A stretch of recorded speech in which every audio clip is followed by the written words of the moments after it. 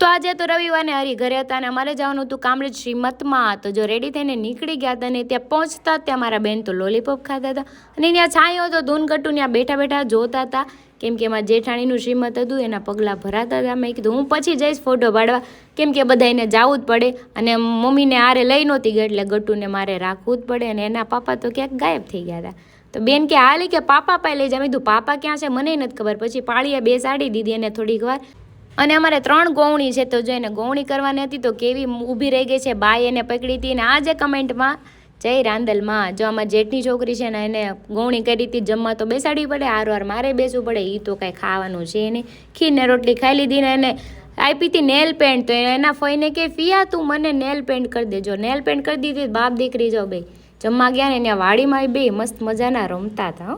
આમથી આમ ખુલ્લી જગ્યા બાળે ને એટલે એને બહુ મજા આવે. ફૂલ લોક જો તમારી ચેનલમાં આવી ગયો છે, લાઇક શેર સબસ્ક્રાઈબ. ત્યાંથી નીકળી ગયા ઘરે જઈને સીધું મારા ફ્રેન્ડને મળવા જવાનું હતું, અમરેલીથી આવ્યા હતા. તો ત્યાં જઈને સીધી કેફે ગઈ, ત્યાં પહોંચીને કોલ્ડ ડ્રિંક પીધું ને સાંજે પછી ફ્રેન્કી ખાઈ લીધી મેં ને મનોજભાઈ, કેમ કે બહાર ખાવાનું જ હતું, ઘરનું કંઈ ખાવાનું જ નહોતું.